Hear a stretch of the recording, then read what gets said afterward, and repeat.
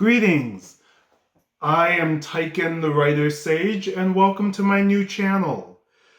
I was actually gonna recite a poem for you guys as my first video, and then I ran that idea by my partner, and she told me that I should actually do kind of like an intro video to kind of let you guys know who I am in a way. And yeah, so I'm just not throwing a poem at you guys, so you guys will actually have an idea of who and what I'm about. So yeah, she helped me by writing down some questions for me to answer. I don't have a script, and this is my very first video ever. Like, I've never recorded myself before. So hopefully it's not too rough, but you know, if it is, yeah, we'll get through it together. So starting with question number 1. What are my pronouns? He, him, that'll work fine. Do I have any labels or categories that I identify with and feel comfortable sharing? Okay, so the first one is races. Or what is my race, I guess is a better way of putting that. I'm biracial. I am half black and half white. But the funny thing I think about me is that I don't really identify with either race.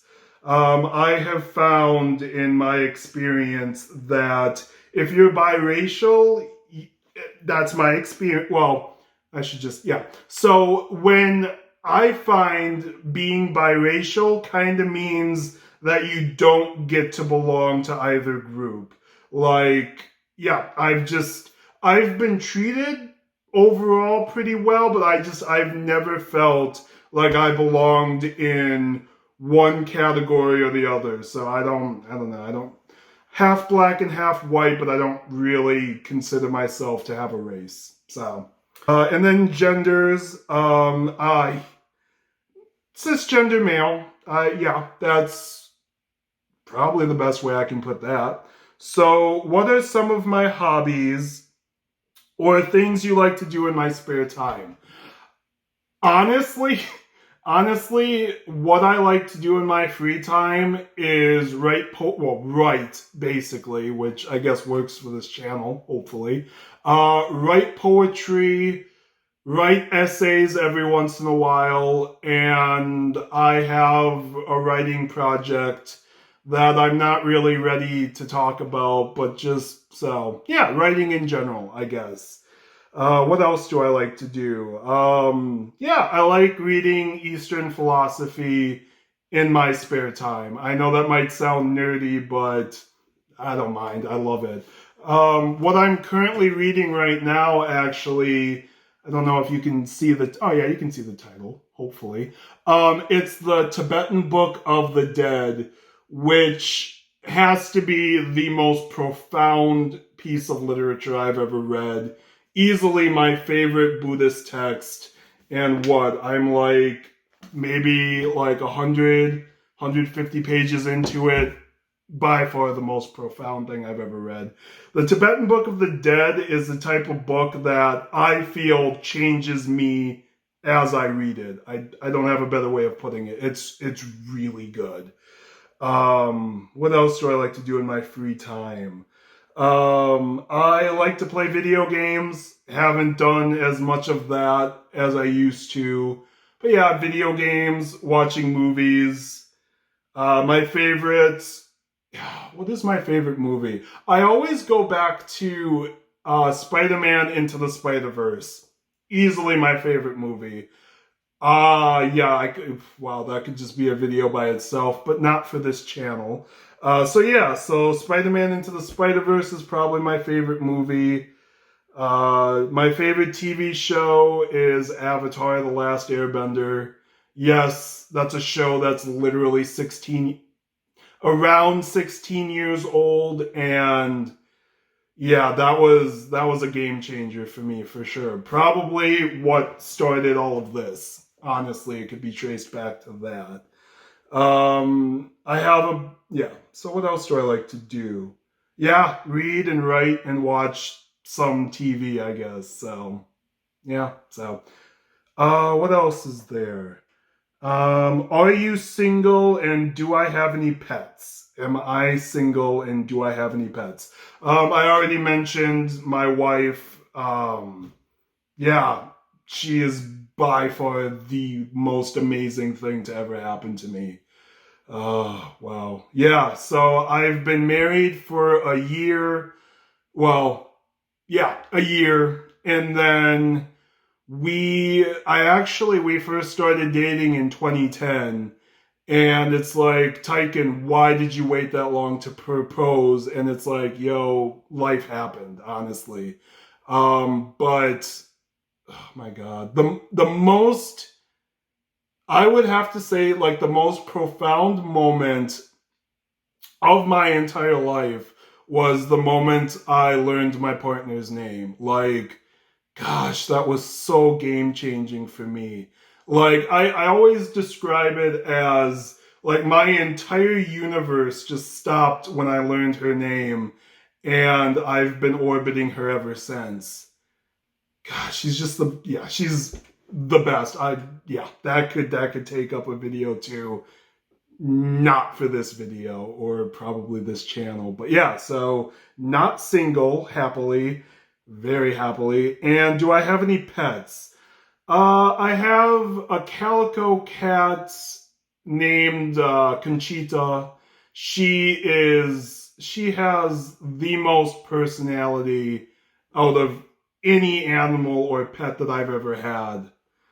Yeah, she's the reason that 2020 to 2021 hasn't been boring. So yeah, so I have a cat named Conchita. She's a cuddly cat. Love her to death. Yeah. So what? The next question: what religion were you raised, and why did you change from it? Okay. I don't really. Yeah, talking about religion. Well, I'm talking about Eastern philosophy, so all right. So anyway, what religion was I? I was raised in a Catholic, mostly Catholic-based community. I think I was fortunate to have parents who didn't really, they didn't really push religion on. A push is the best way I can put it. They didn't really like push me to have a religion. My grandmother, who I love to death, I should stop saying love. Yeah, okay.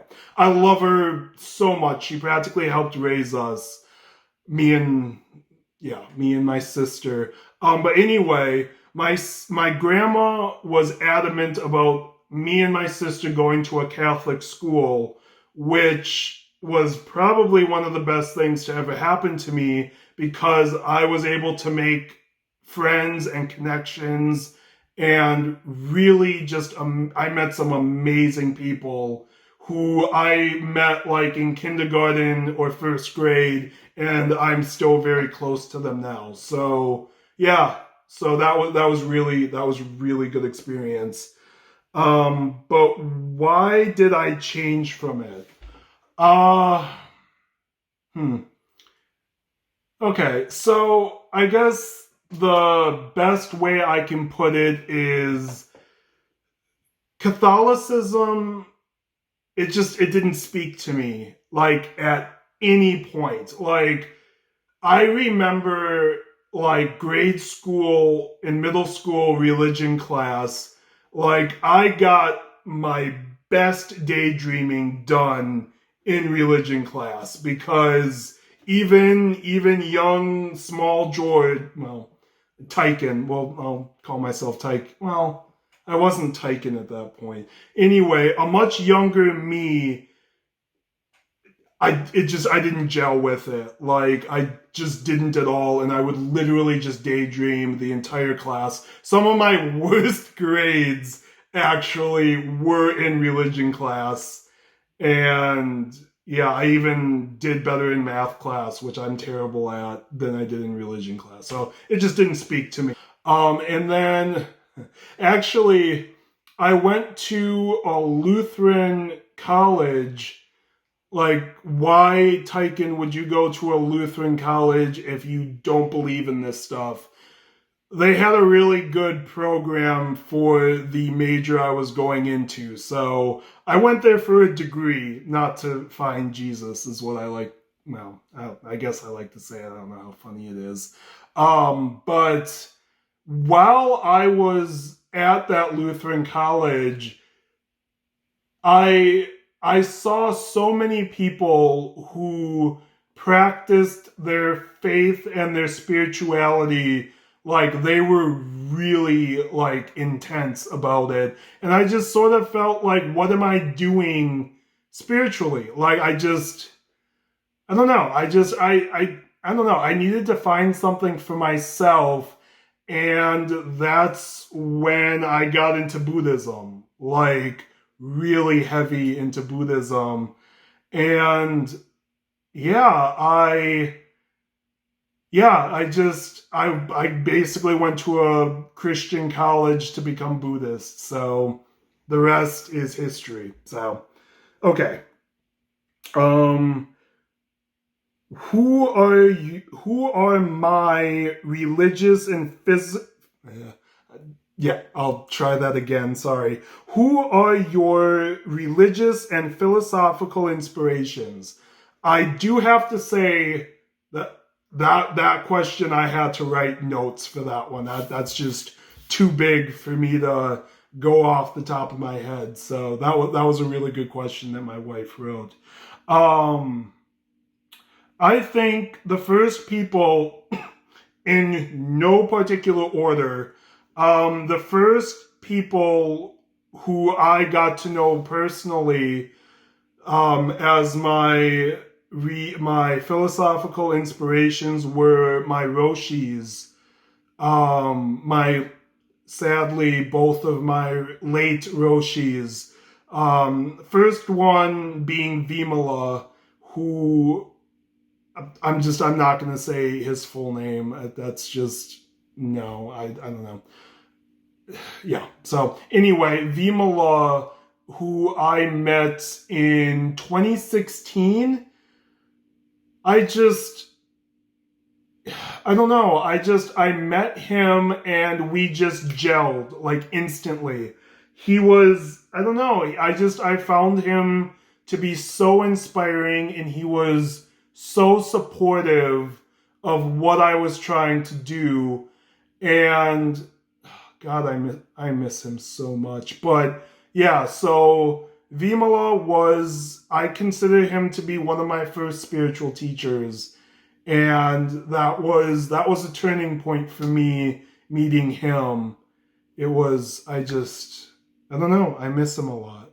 But anyway, and then my other philosophical inspiration would have to be Jumpo Dennis Kelly, who was the abbot and Roshi of the Zen organization I was a part of.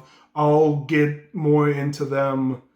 Yeah, I'll go into more of what community that is. But Junpo was able to create a whole new kind of Zen called like Mondo Zen, which is like an emotional koan practice, which that'll probably be a video. So I'll get more into that in a future video.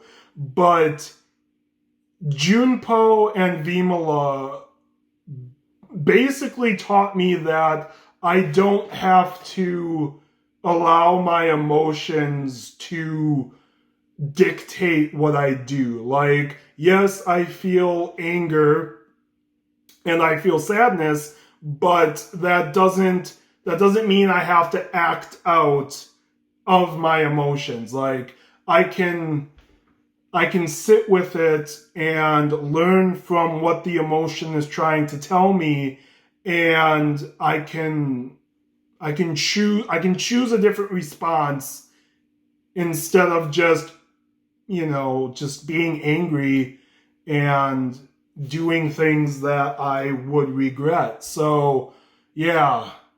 And I actually, one of the last times I ever got to see Junpo, I got to do Mondo Zen with him. And that is one of the most profound and spiritually life-changing experiences I've ever had. Like that was it. That was a complete game changer for me. So yeah, I miss those two a lot.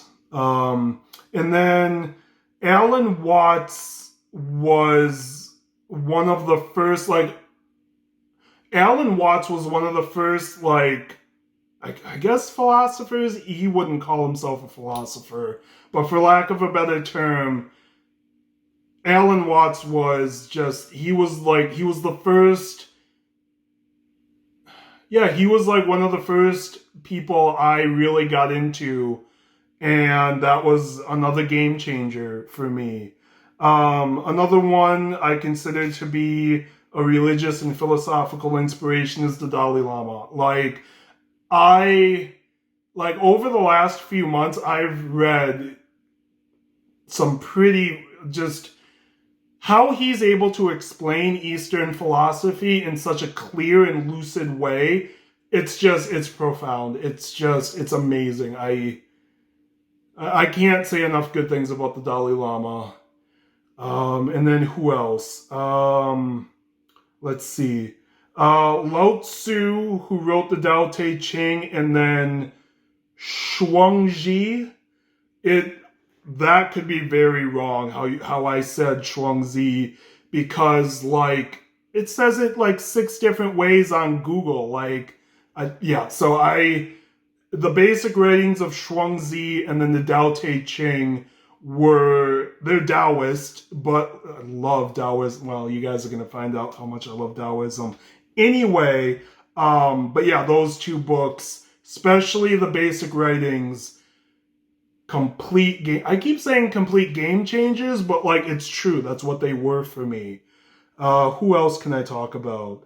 Red Pine, who wrote and translated the Heart and Diamond Sutra and the Tao Te Ching.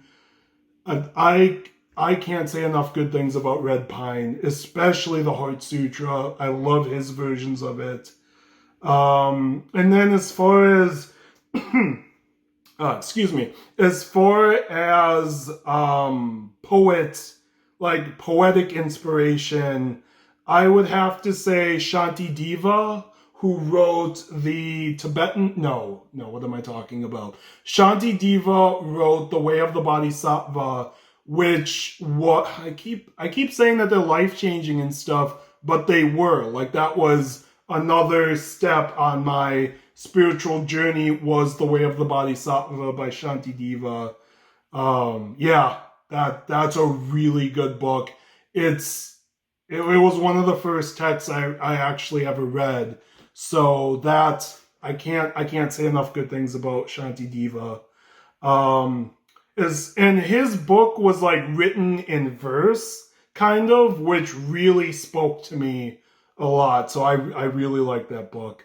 And then Issa, I really hope I'm saying that right. Issa was a Japanese haiku master, which I think the way I can explain Issa and his poetry, from what I've read, is there's not really a separation. There's no barrier between his words and actual reality. It is just straight to the point.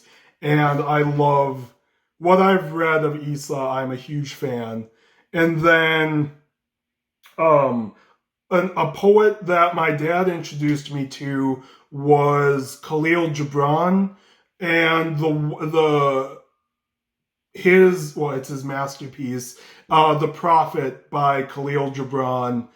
I recommend to anyone. It's super good. It's just super good. It's an understatement, honestly.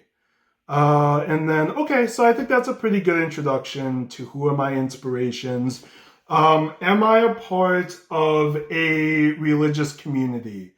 Yeah, actually, who I took my vows and who I did Jukai with, which is which is basically taking your Zen vows with a Zen order, which is Hollow Bones, which is a Rinzai Zen group or organization. Excuse me. Who I mentioned Junpo, he's the one who founded it, and I've been a part of Hollow Bones for about 6 years, I want to say. 2016. So 5.5 years I've been with Hollow Bones. And yeah, so I've learned a lot from them. Their Junpo's Mondo Zen process is just, yeah, that was another game changer. What else can I say?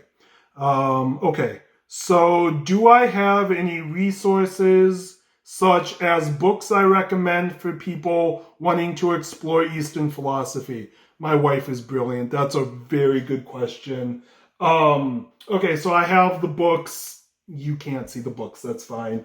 The first one I want to recommend is The Heart of the Buddha's Teaching by Thich Nhat Hanh. This was like the first, like really it's a really good introduction, but like the way that who is a Vietnamese Buddhist Zen master, how he explains Buddhism to someone who's not really familiar with it, I'm a huge fan. If this is going to be one of the first books you read, I recommend it completely. Next book. Oh, I'm going out of order. All right, that's fine. We'll get back on track. Okay, I'm gonna put this down for now. The first book I ever read that was anything about Eastern philosophy was The Way of Zen by Alan Watts. Like, this book, when I read it the first time, what was I? It was like, what, 2010? This is actually a book that my wife introduced me to. And it was just, like, it just changed my way of thinking. Like, it changed the way I perceived the world. And it was life-changing. Like, this is the book for me that started it all. So, The Way of Zen is a very good introduction. Again, can't say enough good things about it. And then The Way of the Bodhisattva, which I already mentioned, which was written by Shantideva, like how he is able to explain enlightenment as like a mix of how it's a mix of like compassion and like your mind realizing emptiness. It's my favorite way if I have to define enlightenment, which I'm not really a fan of doing. But if I had to define it, it would be the way Shantideva explained it, which is emptiness and having compassion for all beings. So yeah, it's really good. I have so many books. Like I got down to like 6 books, so I'll speed up here. The next book I recommend is Buddhism Plain and Simple by Stephen Hagen. This was actually a book given to me by who I mentioned, my late Roshi Vimala. He actually gave me this, and I wish I would have asked him to sign it, but that's one of those things you just can't. If I knew then what I know now. So this is actually one of the first books I actually went through and highlighted stuff that really spoke to me. So this is really good. Another book I recommend. And then, okay, these next two are about Taoism, which I guess you guys will find out that I'm a huge fan of Taoism as well. The Tao of Pooh. It's like Pooh Bear, the fictional. I don't think I have to explain who Pooh Bear is, but maybe I do. It's it like it takes. Well, look up who Pooh Bear is. Like Poo. Yeah, yeah, it's fine. Hopefully, you know who Pooh Bear is, because I really don't even know where to begin to how to explain that. Anyway, so the Tao of Pooh is like it's based on like a children's like character, a very popular children's character, and it explains like the basis and like the tenets, if there are any, of Taoism. And this was this was the book that really just spoke to me about Taoism. Like it's a very good first it's a very good introduction to Taoism. Can't recommend it more. And then this is I actually have 3 different copies, or 3 different, how do I put it? 3 different versions of the Tao Te Ching, which my favorite to read would have to be the one by Stephen Mitchell. It's just, he's a, oh, excuse me. He is a Zen practitioner talking about Taoism. Like, yes, sign me up. That's practically my MO right there. Okay, anyway, this is my favorite copy of the Tao Te Ching. It's so lucid, it's so clear, and it gets to the heart of it.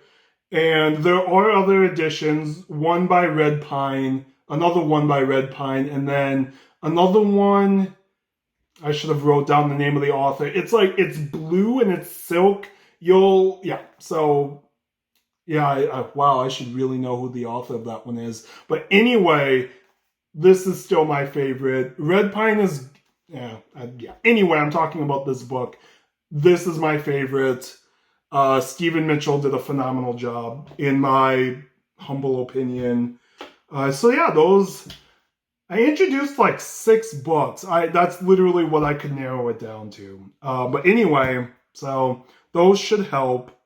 And then, this is probably a question I should have answered right away, but here we are. This is my first video, by the way, so I think I explained that earlier, so hopefully I can plan things out a little bit better. Anywho, what is my channel going to be about?